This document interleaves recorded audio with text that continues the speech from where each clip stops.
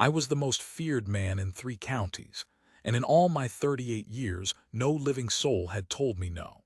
So when a woman in mud-caked boots looked me in the eye across her dying father's stable yard and called me a fool, I confess I did not at first understand what I was hearing.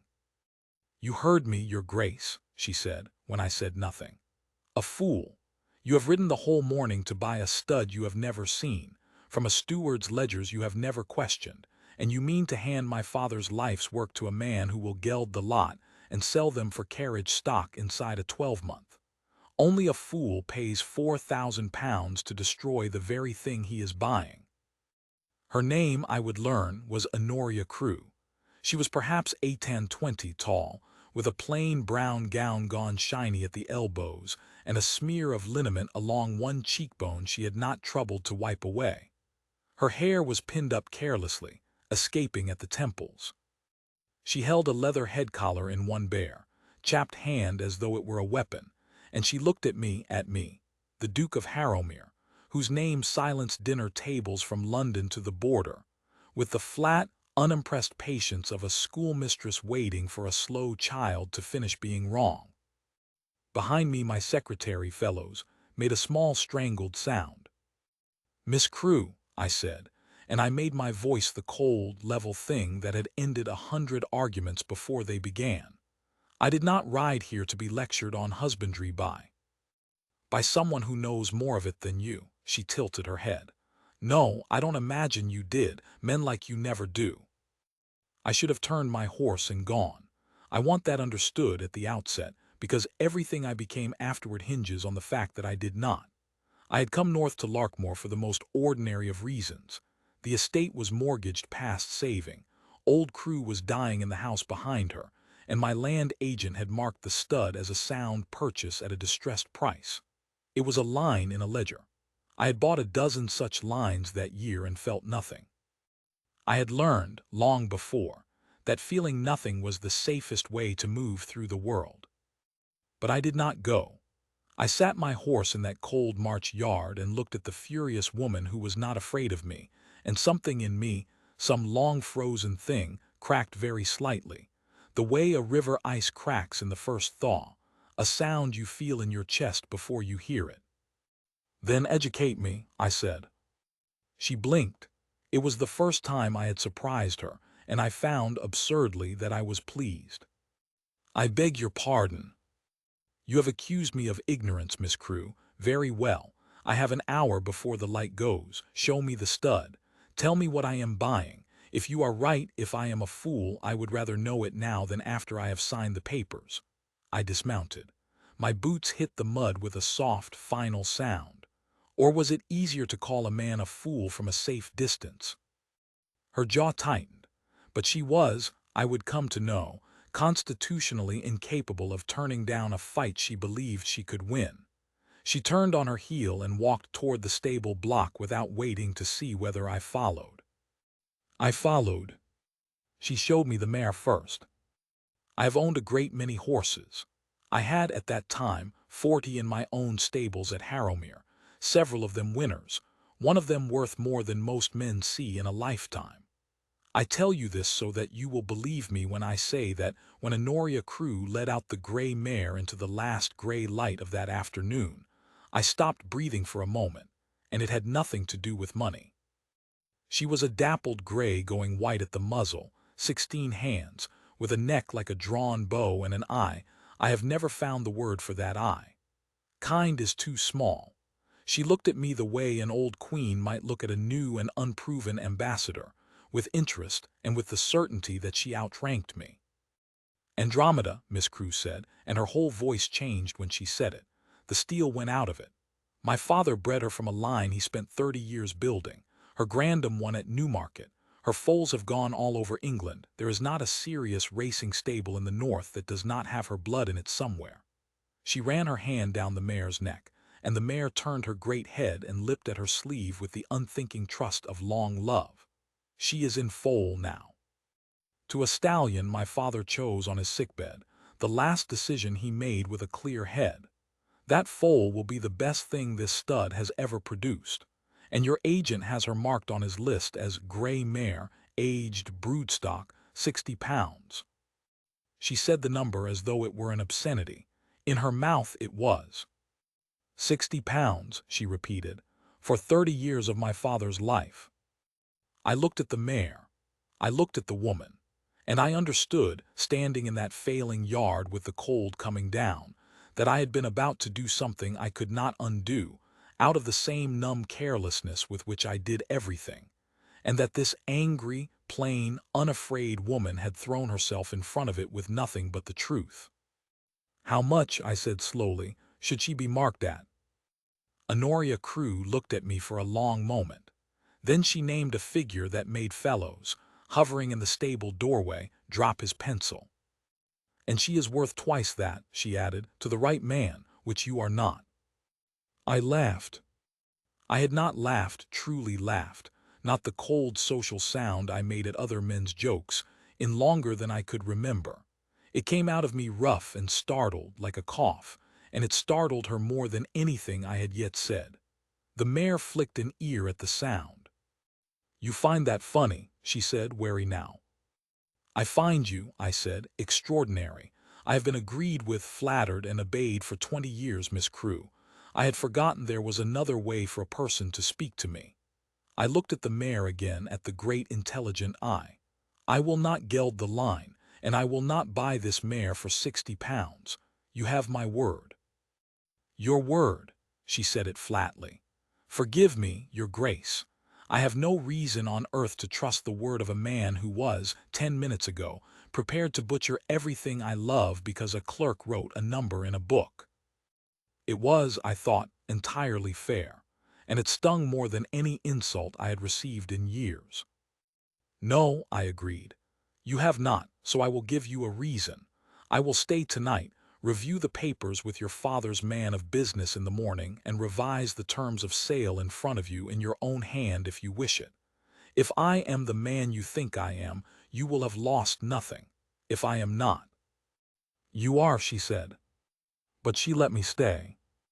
I will tell you now that I did not sleep that night, and neither, it turned out, did she, though for different reasons, and by the coldest hour of it, for the same one. I lay awake in the draughty guest chamber of that decaying house, and thought about a woman I had met 6 hours before, which was not a thing I did. I had buried my wife 11 years earlier, Eleanor, who had been chosen for me, and whom I had come, in our 4 brief years, to love with a quiet astonishment, and who had died of a fever in a single terrible week, while I was in London on business I could not now even recall the nature of. I had not been there. I had ridden through the night and arrived to find the house in mourning and a small cold hand already beyond my reaching.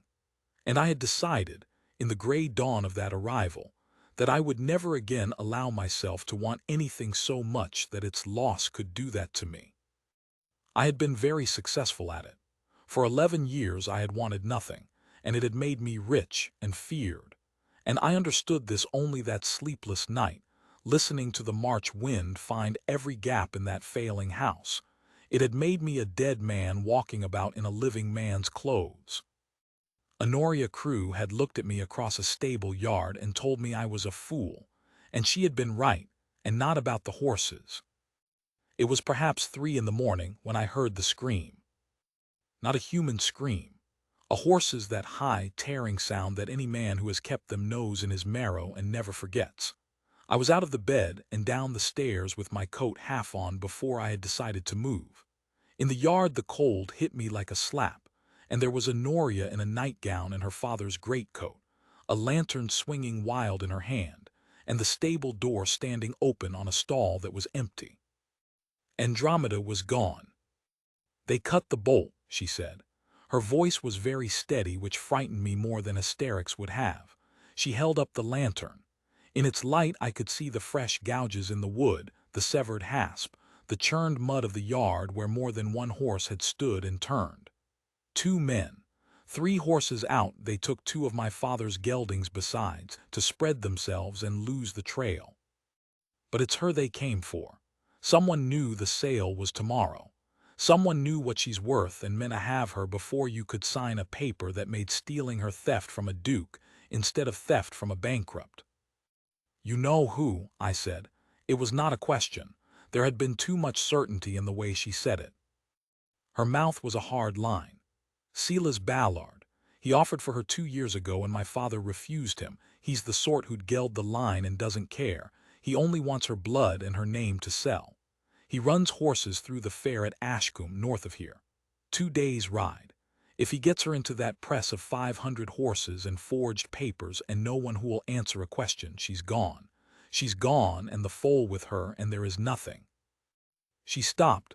I watched her master herself by main force, the lantern trembling. There is nothing, she finished, quieter, that a bankrupt woman with 3 servants and a dying father can do about it. The magistrate is Ballard's cousin. The roads are open. And you, she looked at me then, and I saw her decide something and hate herself for it, you will be gone by noon back to your 40 horses and your ledgers, and this will be a small sad story you tell at dinner. Won't it, your grace? I looked at the empty stall. I thought about 11 years of wanting nothing. Saddle 2 horses, I said. The fastest you have left. We ride in 20 minutes. She stared at me. You are not serious. I am never anything else. It is one of my many faults. You may add it to the list. I was already moving. You know the country and the man. I have a duke's name, a full purse, and a very great deal of accumulated ill temper that I have been looking for some years for a proper use for. Between us we have a chance. Alone you have none, and I have, as you so correctly observed, nothing that matters at all. I stopped in the stable doorway and looked back at her. 20 minutes, Miss Crewe. Unless you would rather stand in the yard being right about me until dawn. For the first time since I had met her, Honoria Crewe was entirely without a reply. Then she turned and ran for the tack room, the greatcoat flapping, shouting for the stable boy, and I heard her laugh once, a wild, disbelieving sound into the dark.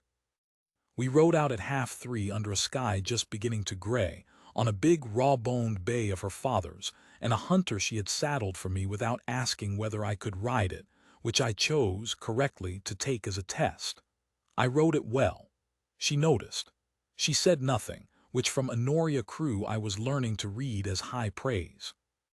The first hours were hard and cold and silent. She set a punishing pace on the frozen road and I matched it, and we spoke only of the practical, the fork at Bexhill, the toll-gate keeper who might have seen riders pass, the likelihood that Ballard would keep off the main road until he was clear of the county. She knew the country the way I knew a ledger, completely, without hesitation, every lane and short cut in which farmer would talk and which would send us wrong for the pleasure of it. It was at the Bexhill toll-gate near dawn that I first saw what she truly was. The keeper, roused surly from his bed, denied all knowledge of any riders, denied it flatly, with the particular blankness of a man who has been paid to be blank. I had my purse half out. It is, I confess, the only tool I have ever needed, when Honoria put her hand flat against my arm and stopped me. You've a new coat, she said to the keeper, pleasant as milk.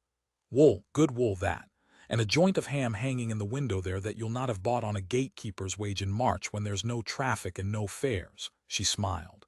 It was not a kind smile.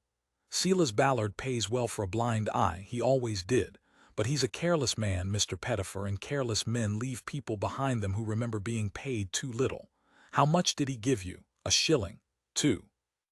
For helping steal a horse the Duke of Harrowmere had bought and paid for. She let that sit. That's this gentleman, and he is not, I should tell you, a careless man at all. I said nothing. I had learned in one night that my silence was worth more beside her than any words. Pettifer's eyes went from her face to mine and back, and he told us everything. 2 men, one leading a gray mare that fought them the whole way, gone north toward Fenmark not 2 hours since, meaning to lie up at the Ballard barns before the fair. When we rode on, I said, you did not need my purse at all. No, she said, but you standing there looking like the wrath of God was worth a great deal, so I'll allow you were useful. A pause. Then, grudging, you didn't hand him the money.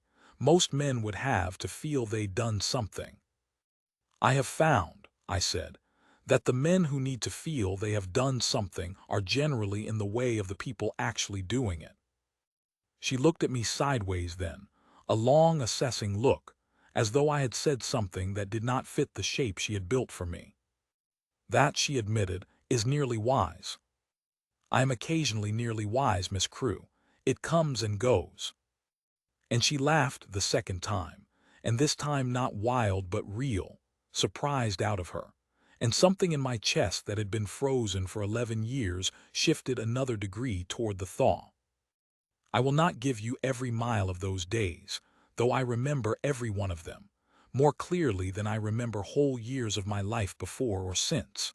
But I must give you some, because it was in the small hours and the shared cold and the endless bickering of that ride that I fell, without once deciding to, entirely and irrecoverably in love. We lost the trail past Fenmark and quarreled about it for an hour. She was sure Ballard had cut west toward the fells. I was sure he had held to the road, and I was, for once, right, which she conceded only by riding ahead very fast and refusing to speak to me for 3 miles. We were caught in a hard rain near a village whose name I never learned and sheltered in a barn, and she wrung out her father's coat and told me, without my asking, why she fought so hard for a horse. He wasn't a good man to be a daughter to, she said, of her father staring out at the rain. He wanted a son. He got me.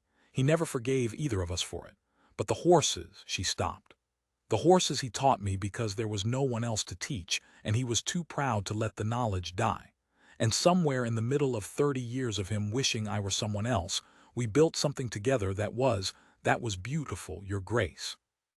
Andromeda is the only thing my father and I ever made that we both loved without quarreling. She is the only proof that exists that the two of us were, once for a little while, kind to each other. Her voice did not break. She would not have allowed it. So no, I will not let Silas Ballard geld her line for profit while I stand in a yard being reasonable. I would rather chase her across all of England with an ill-tempered duke I met yesterday. No offense meant. Some taken, I said, and returned with interest. I am not ill-tempered, I am precise. There is a difference, and the difference is that I am right. She threw a handful of wet straw at me. I was so unaccustomed to being treated like a person, rather than a title, that I sat there with straw in my hair and felt, God help me, happy. And then, because she had given me a true thing, I gave her one back, the first I had spoken aloud in 11 years. I told her about Eleanor, about the fever, and London, and the small cold hand, and the 11 years I had spent making myself into a man who could not be hurt again by the simple expedient of caring for nothing at all. I told her that I had ridden to Larkmoor to buy a line in a ledger, and had been met instead by a woman who looked at me and saw, immediately, that I was a fool, and that she had been the first person in more than a decade to see me at all. The rain came down. She was quiet a long time. That is a terrible way to live, she said at last, not unkindly. Wanting nothing. It isn't safety, Your Grace, whatever you've told yourself. It's just a slower way of being dead. Yes, I said. I have recently begun to suspect as much. She looked at me, and I looked at her, her wet hair, her chapped hands, the fierce, tired plainness of her face that I would not then have exchanged for the loveliest woman in London. And the air in that barn changed, went taut and warm and terrifying, and for one long moment neither of us breathed. Then she stood up briskly and said the rain was easing and we were losing time, and we rode on. But I had seen it. She had seen it. And we both knew, from that hour, exactly what we were riding toward, and that recovering the mare was no longer the only thing at stake on that road. We came into Ashcombe on the 4th day. Into a chaos of 500 horses and 1,000 men, mud and shouting and the smell of every kind of animal, canvas booths and gypsy traders and gentlemen's agents and thieves, all of it churning under a cold, bright sky. It was, Honoria said grimly, exactly the sort of place a stolen mare disappears forever. One gray among 100 grays, one forged bill of sale among 1,000. But Silas Ballard had made the mistake she had told me he would make, 4 days before, in her father's yard. He was a careless man. He had brought Andromeda to the fair to sell her fast and be rid of the risk, and a mare like that cannot be hidden, because a mare like that draws the eye of every man at the fair who knows horses, and stays in the memory of everyone who has seen her before. We found her by following the crowd.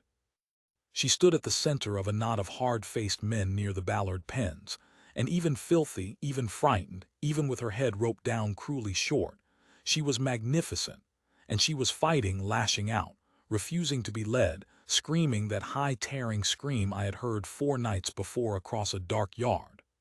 Ballard himself, a big florid man in a good coat, had a whip in his hand. I have done a number of things in my life of which I am not proud, but I am proud of what I did next, because for the first time in 11 years I did it for love and not for coldness. I walked into the middle of that pen, took the whip out of Silas Ballard's hand before he understood I was there, and said, in the voice that had silenced better men than him, "That is my mare. My name is Harrowmere, and you are going to explain to me in front of these witnesses how you came to be selling a horse that was stolen 4 nights ago from a bill of sale bearing my seal, or you are going to explain it to the assizes. Choose." The fair went very quiet around us. Ballard blustered. He had papers, he said. He had bought her fair. He named a farrier who would swear to it. And it might even have worked. His cousin was the magistrate, after all, and I was a long way from my own county, except that Honoria Cruz stepped up beside me, mud to the knee, 4 days without proper sleep, and did what she had done at the toll gate and had been doing, I understood now, her whole hard life. She told the truth so plainly and so completely that there was no room left in the air for anything else. She named the men who had cut the bolt. She described the 2 geldings taken to lay a false trail, and told the crowd exactly where they'd be found in Ballard's own barns. She named the tollkeeper he'd paid and the sum. She pointed to the mare and said that any man there who knew horses could see she was in foal, and asked what kind of a fool bought a broodmare in foal for the low price Ballard was asking unless he got her for nothing and wanted her gone fast. And then she walked to Andromeda, through all those hard men, and the mare, screaming, fighting, half mad with fear, went still the instant Honoria's hand touched her neck and pressed her great gray head down into the curve of her shoulder, trusting home. "She knows me," Honoria said quietly to the whole silent fair. "Ask her who she is if you'll not believe me. She's been answering that question her whole life." There is a kind of truth that even a crowd of horse thieves cannot stand against. Ballard ran. He did not get far. I had, in my accumulated ill temper, brought 4 of my own men riding hard a day behind us, a precaution Honoria had mocked me for and now did not. But the truth is he was finished the moment that mare put her head on that woman's shoulder in front of 500 witnesses, and everyone in that pen knew it, including him. We rode home slower than we had come, Andromeda between us on a long lead, unhurried, going gentle now. And somewhere on that homeward road, in the ordinary golden light of a clear afternoon, I stopped my horse, and Honoria stopped hers, and I said the thing I had ridden 4 days and 11 years to be able to say. I asked her to marry me. She said no. I have thought about that no every day of the life we have shared since, and I have come to understand it as the greatest gift anyone ever gave me, greater than the mare, greater than the truth, greater even than the thaw itself. "No," she said, gently, but it was Honoria Cruz no which meant it, which had never in her life meant anything but exactly what it said. "Your Grace, Adrian." She used my name for the first time, and it undid me more than any refusal could have. "You have known me 4 days. You are grateful and you are lonely, and you have just discovered, after 11 years of the opposite, that it feels remarkably fine to want something again. All of that is real. And none of it is a reason to marry a bankrupt horse breeder in a coat gone through at the elbows. And you know it, because you are precise, and precise men do not make the largest decision of their lives on 4 days and a rescued mare." "I know my own mind," I said. "You know your own heart, which you have not consulted in 11 years and which is, just now, extremely loud." She smiled, and there was such tenderness in it that it hurt. "I am not saying no to you, Adrian. I am saying no to now. There is a difference. Ask me again when the mare is safe and the foal is born and you have gone home to your 40 horses and your ledgers and found that you still, in the quiet with nothing chasing you, want the plainest, most ill-tempered woman in the north of England. Ask me then, and I will give you a different answer. No one had ever told me no, and no one had ever in the same breath valued me enough to make me earn the yes. I understood, sitting there on that homeward road, that she had just refused a duke's coronet, refused to be lifted out of poverty and grief in a single afternoon, because she thought too well of me to let me buy her the careless way I had once been about to buy everything. "You are," I said unsteadily, "the most exasperating woman I have ever known." "Yes," she agreed. For days later he proved her wrong, though. That is what they'll say if you've the courage for it. Now she's tiring, let's get her home. So I proved her wrong. I went home to Harrowmere. I did not send an agent. I did not sign a paper.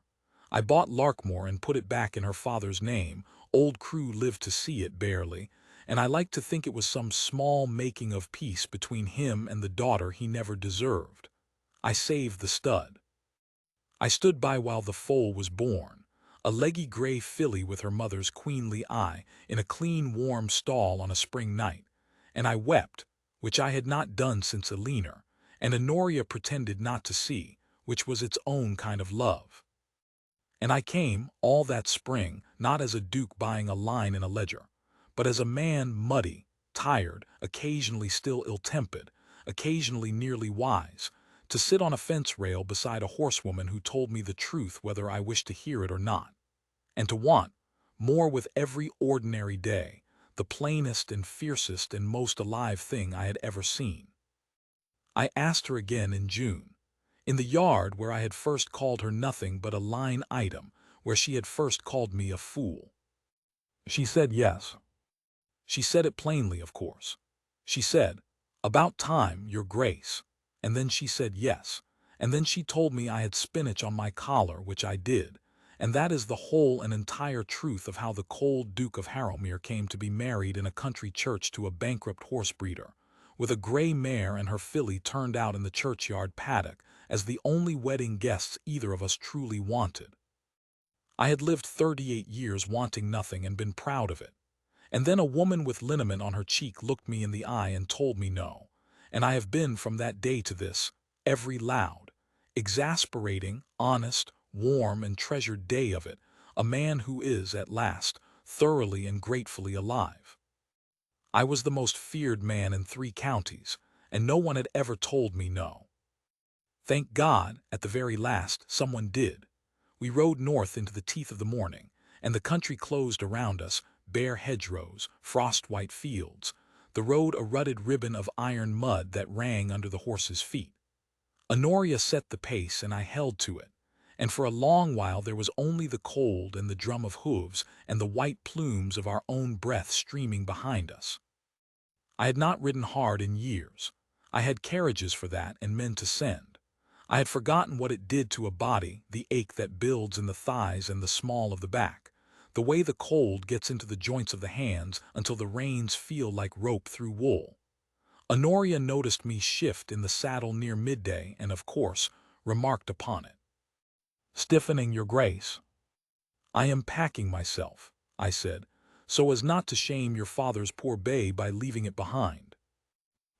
She laughed the 3rd time now, and I had begun, God help me, to keep count. "That bay has more bottom than any horse in your ducal 40. He'll be trotting sound when your hunter's blown and lame.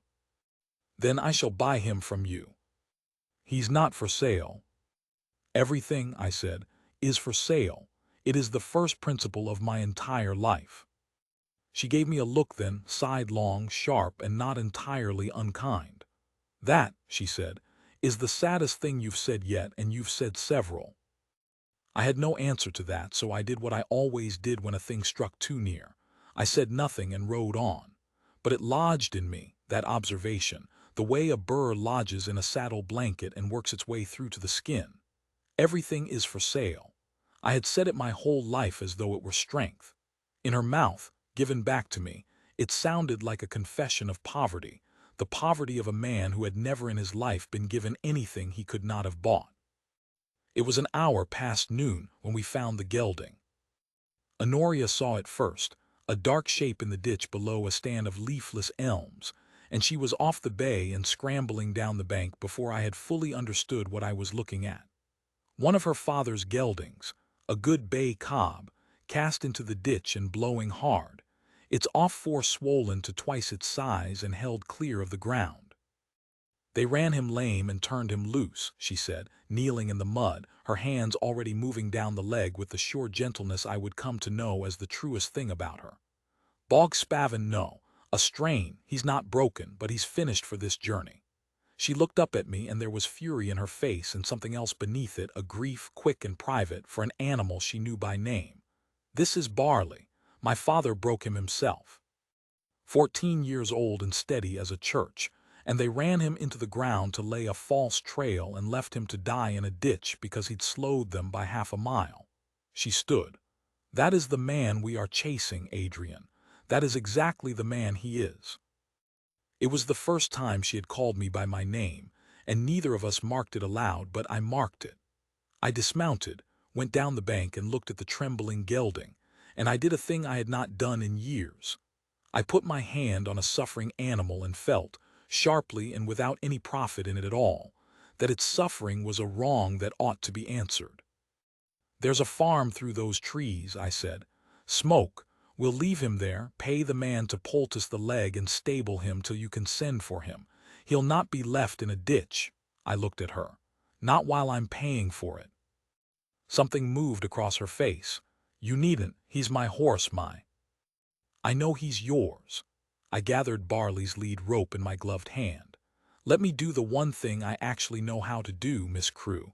I have a great deal of money and it transpires very little else. Permit me to spend some of it on something that matters for once. She looked at me for a long moment across the trembling back of that ruined old gelding. Then she nodded once and led the way through the trees, and if her eyes were bright, I had the grace to pretend I had not seen it. The farmer's name was Hobbs, and he took Barley and our coin and asked no questions past the ones that got him more coin, and we lost the better part of an hour to it. But when we rode on, something had changed in the weather between us. We had done a small kind thing together, in the mud, for an animal that could do nothing for either of us in return, and it had made a bridge that all the bickering had only been building the footings of. You surprise me, she said, a mile on. She said it grudgingly as though it cost her. I am full of surprises. I contain, Miss Crewe, unplumbed depths. You contain, she said, a great deal of accumulated ill temper looking for a proper use. You told me so yourself. And have I not found one? She was quiet a moment. Yes, she said, I rather think you have. We nearly rode straight into Ballard's rearguard an hour before dusk, and it was Honoria's country sense that saved us from it. She flung up a hand and reined the bay hard into the cover of a hollow lane, and I followed on instinct before I understood why. And then I heard it too, a horse coming down the road at a walk, and the low, careless whistle of a man who thinks himself unwatched. Through the bare hedge I saw him, a lean, weathered rider on a good chestnut leading nothing, riding easy, and across his saddle bow, unmistakable even at that distance, the coiled shape of a horsewhip and a coil of the particular flaxen tar rope a horse thief uses to run a fighting animal short and cruel. Kobe Wren, Honoria breathed, so low I felt it more than heard it. Ballard's man, the one who does the taking, he's doubling back to see if we're followed. Her hand had found my wrist in the dark of the hollow, gripping hard, not in fear, I understood, but to hold me still. If he sees us, he rides ahead and warns Ballard, and they scatter, and we lose her in the dark. Don't move. Don't let the hunter blow. I did not move. I laid my free hand over the hunter's nose and breath slow, and the horse, God bless him, stood like stone.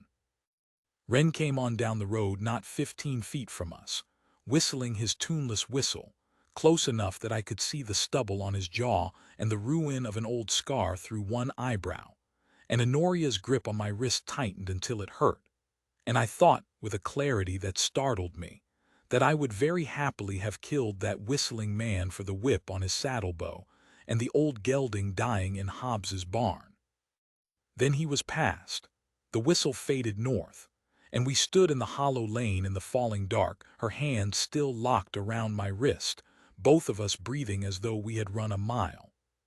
"He didn't see us," she whispered. "No. He's going back to Ballard, which means Ballard's ahead, close ahead, a day, not two." Her hand was still on my wrist. Neither of us had moved. "Adrian." "I know," I said. "We're gaining." "I know." And then, because we were close in the dark and the danger had stripped away all the armor of wit that we used on each other, I did a foolish thing. I turned my hand over under hers so that for one moment our palms were pressed together, bare skin to bare skin in the cold, and I felt her go very still. I felt her decide something. I felt her not pull away. Then a night bird broke from the hedge with a clatter, and she snatched her hand back and said briskly that we needed to be off the road and under a roof before full dark, because to founder our horses now would be to lose everything. And she was right, and we rode on, and neither of us said one word about the hollow lane. But I had felt her palm against mine, and I have never forgotten it in all the years since.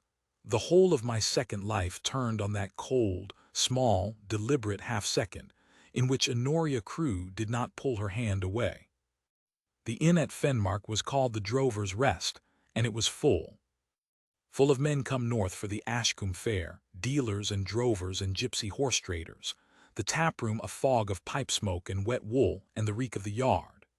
The innkeeper, a broad, grim woman named Mrs. Threlfall, looked us up and down, Honoria in her father's greatcoat with mud to the thigh, myself no better, and told us flatly there was one room left and one only, and if the gentleman and his wife didn't want it, there were 6 behind us who would. I saw the color come up in Honoria's face, and I saw her open her mouth to correct the woman, and I understood in a flash of something like panic what that correction would cost us. A woman alone with a man not her husband, at a crowded inn full of hard strangers, would be marked, watched, talked of. It would slow us, expose us, perhaps reach Ballard's ears.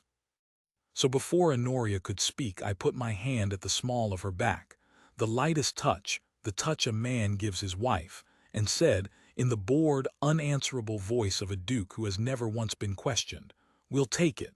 And a private parlor and hot water and supper for 2. My wife is tired." Mrs. Threlfall named a price meant to rob us, and I paid it without a flicker, which settled the matter. And Honoria, to her eternal credit, understood in half a heartbeat exactly what I was doing and why, and did not betray us. She only leaned, with a naturalness that undid me, the smallest degree into my hand and said, "I am tired, dearest." "Thank you," in a voice of such demure wifely sweetness that I nearly laughed aloud and ruined the whole performance. We got the room. It was small and low under the eaves, with one narrow bed and a truckle cot folded against the wall, a fire laid but unlit, and a single rushlight. Honoria stood in the middle of it with her arms folded and waited until the boot boy had brought the water and gone. And then she rounded on me with her eyebrows up. "My wife," she quoted. "Would you rather have spent the night explaining to Mrs. Threlfall and 40 drovers why a bankrupt spinster is traveling the North Road alone with the Duke of Harrowmere?" I crouched to light the fire, because it gave me somewhere to look that was not her face. "I chose the lie that keeps you safest and least remarked. If you prefer the truth, I'll go and correct her now, and we'll see how well you sleep." "No," she admitted after a moment. "No, it was well done. It was—" she stopped. "It was kind, actually. You keep being kind, and it keeps surprising me, and I find I don't enjoy being surprised. I could be cruel again if it would settle your nerves." "Don't," she said, and there was something raw under the wit. "Don't, Adrian. It's easier when you're cold. When you're kind, I have to think about." She stopped herself hard, turned away, busied her hands with the water. "Never mind. I'll take the cot. You've the bed. You're paying for it." "You'll take the bed," I said. "I've slept on worse floors than this in worse company than yours, which is faint praise, I grant you. And I'll sit up by the fire besides, One of us should keep an ear on the yard for Wren, and I don't sleep much in any case." She didn't argue. That more than anything told me how tired she was. Honoria Crew let a point go, and lay down on the narrow bed in her father's coat with her boots still on. And I sat by the fire with my back to the wall and watched the flames and listened to the yard.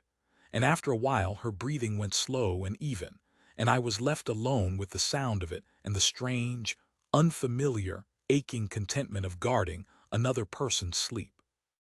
I had not done that since Eleanor. I sat in the firelight of that low mean room in Fenmark and I let myself remember, for the first time in 11 years without flinching from it, what it had been to love someone enough to lie awake and listen to them breathe. And I understood, with the fire dying and the woman asleep across the room, that I was doing it again, that it had already happened, that somewhere between a stable yard 4 days behind us and a hollow lane at dusk I had begun, without permission and without hope of stopping it, to love Honoria Crew. Near the middle of the night she woke and found me still by the fire, and she did not pretend to be asleep, and neither did I pretend I had not been watching over her. "You should rest," she said quietly into the dark. "I'm well enough." A long silence. The fire ticked. Somewhere in the yard a horse stamped and was still. "My father used to sit up like that," she said at last, so softly I nearly missed it. "When a mare was foaling or a horse was sick, he'd sit the whole night in the cold and not say a word to anyone, and in the morning there'd be a foal on the ground and he'd act as though it were nothing. It was the only tenderness he had. He could only ever show it to the horses, never to me. I used to lie awake and watch him from the loft and wish," her voice caught and steadied, "I wished, just once, he'd sit up like that for me." I looked at her across the dying fire, at the shape of her in the dark, and I understood that she had just given me the key to the whole of her, the fierce, unanswerable pride, the armor of plain speech, the way she loved animals more easily than she trusted people. She had been a child who watched tenderness from a loft and was never given any of her own. "Honoria," I said, "go to sleep. I'll sit up. And in the morning there'll be no foal on the ground, only a hard road and a stolen mare and an ill-tempered duke complaining about his back, but I'll have sat up for you and not for any horse. Someone should have, long ago. Consider it a debt of the world's paid late with interest." She did not answer, but some time later, when I thought she was asleep, I heard her say, into the dark, in a voice gone thick and unguarded, "Thank you." And I sat by the cold hearth of the Drover's Rest until the gray dawn came, and I was, for the length of that long night's watch, more purely happy than I had been in 11 years. We came to Hasker's Water on the 4th morning, and it nearly killed us both. The river ran between us and the last long stretch of road into Ashcombe, a brown, swollen, snow-fed thing, running hard and high after the rain, and the ford that should have been knee-deep was a churning waist-deep race that made the horses balk and blow at the edge of it. And on the far bank, saddling his chestnut in a hurry, having clearly slept the night in the derelict mill above the ford, was Kobe Wren. He saw us the same instant we saw him. For one frozen moment the three of us simply stared across the running water, Wren on the far bank, we on the near, the ford boiling between. Then Wren did the sum faster than I did. If he reached Ballard first, they scattered. If we caught him, we did not. He flung himself onto the chestnut and drove it up the far bank at a gallop, north, toward Ashcombe and Ballard and 500 horses to lose a gray mare in. "He'll warn them." Honoria was already turning the bay toward the ford. "We have to cross now before he's clear. It's too high. It's this or lose her," and she put the bay at the flood. I have relived that crossing 1,000 times. The bay went in gamely, and the current took it broadside almost at once, staggering it, and Honoria hauled its head upstream and drove it on, and for 3 or 4 heart-stopping strides they made ground, and then the bay lost its footing on a shifting stone and went down, and Honoria went out of the saddle into the brown race, and the river had her. I do not remember deciding. I remember the hunter under me plunging into the flood at the gallop because I had asked it to, and it was braver than I deserved. I remember the cold closing over my boots, my knees, the animal swimming under me with its great heart laboring. I remember Honoria's father's greatcoat spread on the surface like a dark wing, and her white face going under and coming up. I got a hand into the collar of that coat as the current swept her past, nearly went out of the saddle myself, my whole arm wrenched near from its socket, and I hauled, and the hunter fought for the far bank, and somehow, God alone knows how, the three of us came out of Hasker's water onto the northern mud in a tangle of soaked wool and heaving horseflesh, alive. She lay coughing river water into the grass, and I knelt over her, my hands on her face, shaking not from the cold, though I was frozen to the bone, shaking because for the length of that crossing I had believed I was watching her drown, and I had learned in that unbearable moment exactly how far the thaw had gone. "You reckless, impossible, magnificent woman," I said, and my voice was not steady at all. "You could have died. You put yourself at a flood to save a horse." "So did you," she gasped, coughing. "To save a woman, and don't you dare lecture me, Adrian Vane. I heard you tell that hunter to swim." And then she stopped, because I was looking at her, kneeling over her in the mud on the wrong side of a river that had nearly taken her, with my heart in my eyes and no armor left anywhere about me. And she saw all of it plainly at last. "Oh," she said softly, "just that, oh." The moment stretched. The river ran. The horses blew and shook themselves.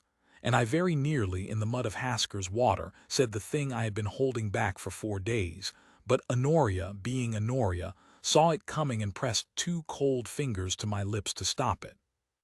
"Not now," she said. "Not like this, half-drowned and desperate, and with Wren a mile ahead of us warning Ballard as we lie here. If you're going to say a thing like that to me, Adrian, you'll say it when we've won and dry and clear-headed, so I know you mean it and not the moment. Now get up. We've a mare to catch, and thanks to my recklessness we've a start to make up." She hauled herself to her feet, swaying, streaming river water, absolutely undefeated. "Well, you heard me. Up." And I laughed, soaked, shaking, half-dead, more alive than I had ever been, and got up. And we caught our blowing horses and rode the last miles into Ashcombe neck and neck. And if Kobe Wren had warned Ballard, we would find out soon enough. But we would find out together, and there was no longer any part of me, drowned or dry, that wanted to be anywhere else in the world. So I set out to prove her wrong, and I found, to my considerable surprise, that it was the most satisfying labor of my life. I did not do it as a duke does things, by sending men and signing papers and feeling nothing. I did it in person, muddily, over the whole of that long spring, and I begrudged not 1 hour of it. I bought back Larkmore's mortgage and put the estate in old Crewe's name. Not my own, a thing my man of business told me 3 times was madness, and I told him 3 times to do anyway. Old Crewe lived 6 weeks past that day, long enough to be told, in one of his last clear hours, that the stud he had spent 30 years building was safe and his, and would not die with him. Honoria was in the room when I told him. I watched the old man look at his daughter, really look at her, perhaps for the first time, and I watched him try to say a thing his whole hard life had never taught him how to say, and fail, and reach out instead and put his gnarled hand over hers on the coverlet. It was not much. It was nearly nothing. But I saw Honoria's face when he did it, and I understood that for her it was the tenderness watched from aloft, come down at last, 40 years late, and I had to leave the room so that she could weep without an audience. He died in his sleep a fortnight after. Honoria did not weep at the graveside, she was not made that way. But she stood very straight in her one black gown, and afterward she walked me out to the paddock and stood a long while at the rail watching Andromeda graze in the spring grass, heavy now and near her time, and she said, "He held my hand. At the end. Because of what you did, because you gave him back the thing he'd made, so he had something to be at peace about, and a peaceful man can do what a frightened one can't." She did not look at me. "You didn't buy Larkmore for the stud or for me. You bought it so a dying man could hold his daughter's hand. Don't think I don't know it." I did not know what to say to that, so I said nothing, which she had taught me was often the wisest thing I did. The foal came on a wild, wet night in April. I was there. Of course I was there. I had ridden over from Harrowmere near every day that month on one pretext or another, most of them transparent, none of them challenged. Honoria woke me near midnight, hammering at the door of the room they had made up for me, a lantern in her hand and her hair down her back and her face alight in a way I had never seen it. "It's Andromeda," she said. "She started. Come." We spent that whole long night in the straw of the foaling box, the two of us, while the rain lashed the stable roof, and the great gray mare labored, and I did as I was told and mostly stayed out of the way. I had owned 40 horses and never once seen a foal born. I had always had men for it. I watched Honoria kneel in the straw with her sleeves pushed up, murmuring to the mare in a low, unbroken stream of nonsense and love, her hands sure and gentle, unafraid, the most competent and beautiful thing I had ever seen in my life. And I understood that I was watching the whole of her, the thing her father had made her, and the thing he had failed to be for her. All of it poured out for a laboring animal on a wet night because that was where she had always been safest putting her heart. And then near dawn, in a rush of straw and steam and Honoria's fierce glad cry, the foal was on the ground, a leggy, sodden, impossible gray filly, all knees and enormous dark eyes, blowing its first astonished breaths into the world. Andromeda turned her great head and began to lick it clean with low, rumbling nickers, and the filly lifted its dripping head and looked at the two of us kneeling in the straw with an expression of such utter queenly indignation at the indignity of being born that Honoria laughed, and I found, to my complete undoing, that I was weeping. I had not wept since Eleanor. I knelt in the straw of Larkmore's foaling box in the gray April dawn and wept for the filly, for the dead man who had chosen her sire from his sickbed, for 11 wasted years of wanting nothing, for the woman kneeling in the straw beside me who had reached into my frozen life and cracked it open like river ice. And Honoria, God bless her, did not remark upon it. She only reached across the straw and took my hand, the way her father had taken hers, and held it while the filly struggled up onto its impossible legs and found its mother and began, wobbling, to nurse. "You see," she said quietly, watching the filly, "this is what my father and I made. This is the thing you rode 4 days through hell to save, though you didn't know it when you started. Was it worth it, your grace? All that accumulated ill temper spent on a horse?" "No," I said when I could speak, "not on the horse." She turned and looked at me then, in the gray light, her hair full of straw and her hands still stained from the birth, and she was not beautiful in any way the elite of London would have named, and she was the only thing I have ever seen that I would have crossed a flooded river to reach again without 1 second's thought. "Ask me," she said. "You've done it. You went home and you came back all spring every day, and you're still here in the straw at dawn wanting the plainest woman in the north. You proved me wrong, Adrian, so ask me the other thing. Ask me properly." But I did not ask her then in the straw, tired and undone. I made her wait because she had made me earn it, and I found I wanted to earn it all the way cleanly in daylight with a clear head, so that when she said yes there could never be any doubt in either of us that it was the moment and not the grief that had chosen. I stood, and I helped her up, and I said, "In June, when the filly's on its feet and running and the grass is high and there's nothing chasing either of us at all. I'll ask you then in the yard where you first called me a fool, and you'll say yes, Honoria Crewe, because by then you'll have run clean out of reasons not to." She looked at me for a long moment. Then the corner of her mouth went up in that dry, impossible way I had ridden 4 days, and lived 11 empty years to be allowed to love. "About time," she said. "Now help me rub down this filly, your grace. Some of us have work to do."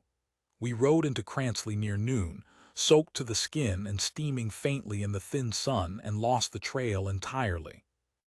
It was a small, mean village strung along a single street, a smithy, a church, a huddle of cottages, and an alehouse with a peeling sign, and it should have been simple. A gray mare fighting her leaders, 2 hard men, a whistling scout an hour ahead. Someone in a place this small would have seen them pass. But Cransley had learned, the way poor villages on a thieves' road learn, that the safest thing a man can know is nothing at all, and every door we knocked it gave us the same flat blankness we'd met at the Bexelo toll gate.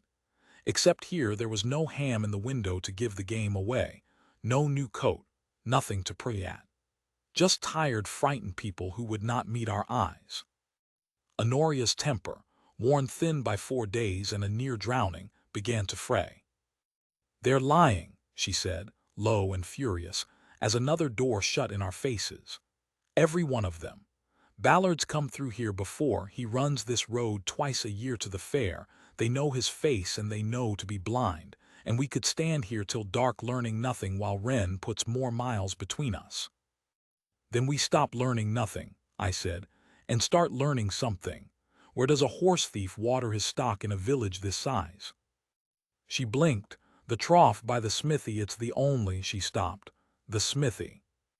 The smith was a vast silent man named Dorrit with arms like ship's timbers, and he gave us the same blank nothing as the rest until Honoria walked past him without a word, went to the great gray water trough by his forge, and crouched down at its edge, studying the churned mud around it the way I had seen her study a lame horse's leg.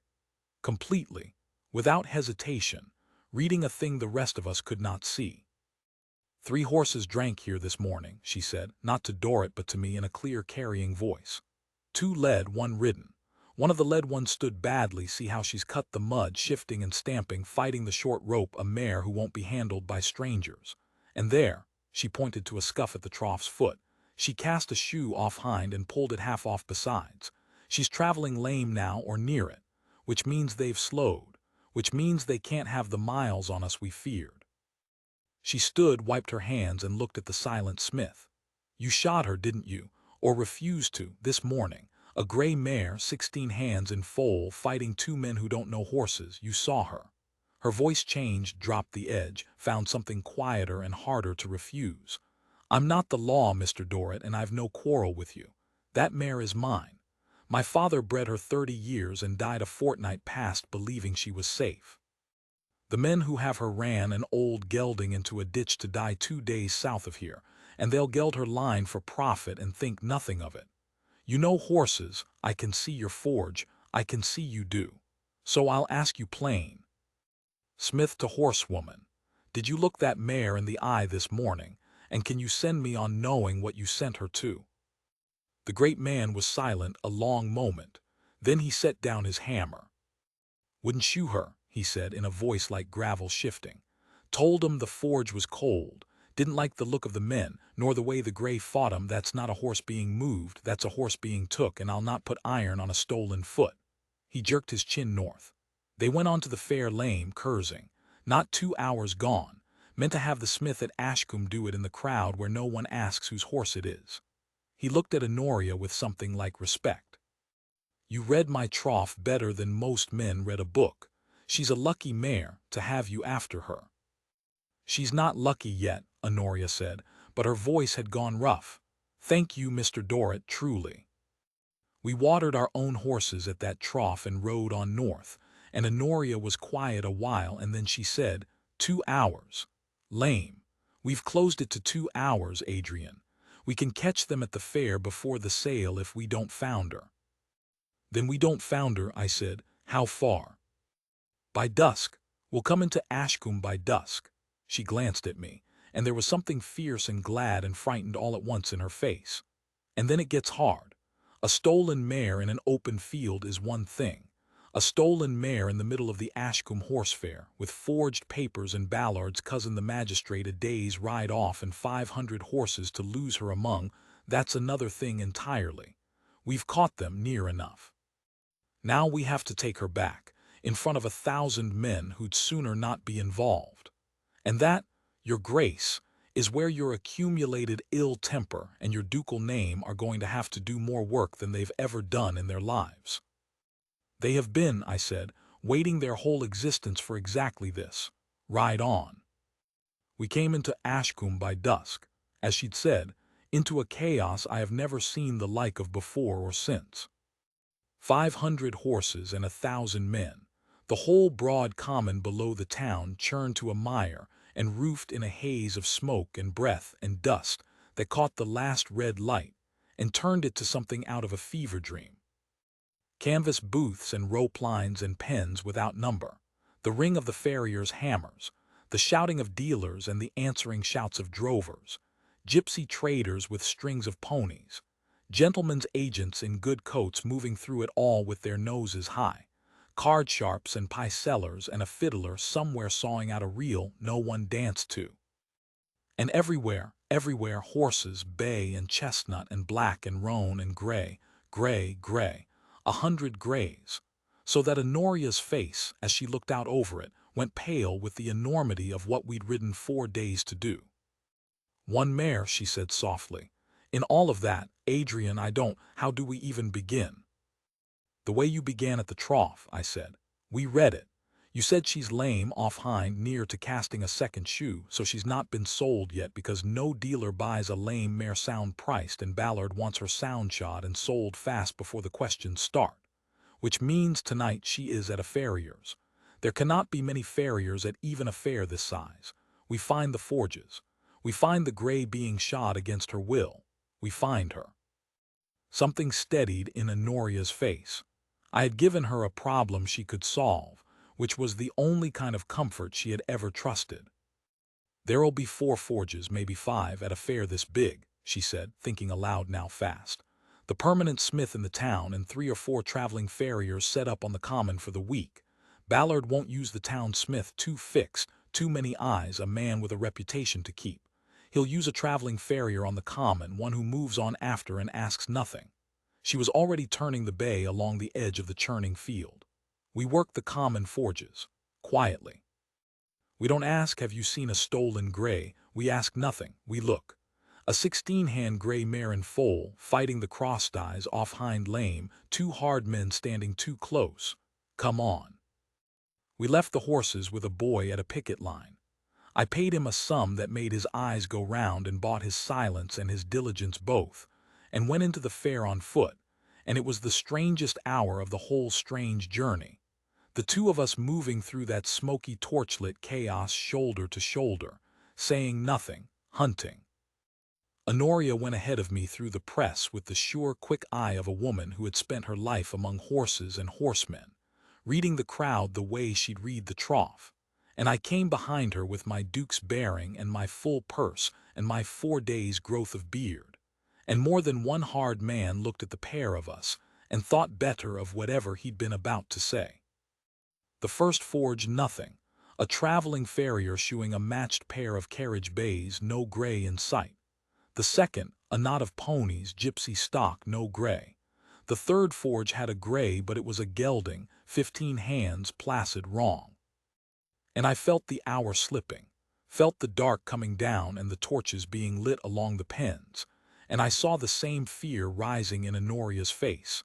That we had come 4 days and a flooded river and a dying gelding and a night's watch and a hollow lane, and would lose her here at the last, 1 gray among 100 in the smoke.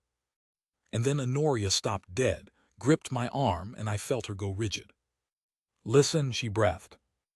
I listened, and under the din of the fair, the hammers, the shouting, the fiddle, I heard it. Faint from the far side of the common, past the last row of pens, a horse's scream. That high, tearing, particular sound. The sound I had heard once before, 4 nights ago, across a dark stable yard at the beginning of everything. "That's her," Honoria whispered, and her face in the torchlight was terrible and radiant. "Adrian, that's her. I'd know her voice among 1,000. That's Andromeda, and she's fighting them. She's still fighting." "Then she's still ours," I said, "and still unsold. Take me to her." And we went through the last of the crowd toward the sound of a mare who would not be broken, and I will tell you what we found there, but you know already, for I have told it. The knot of hard-faced men, the cruel short rope, the whip in Sela's Ballard's florid hand, and the great gray queen of a horse fighting all of them still, unbeaten, screaming her defiance into the smoke because somewhere in her deep and loyal heart she had never once believed that the woman who loved her would not come. She was right not to believe it. We had come,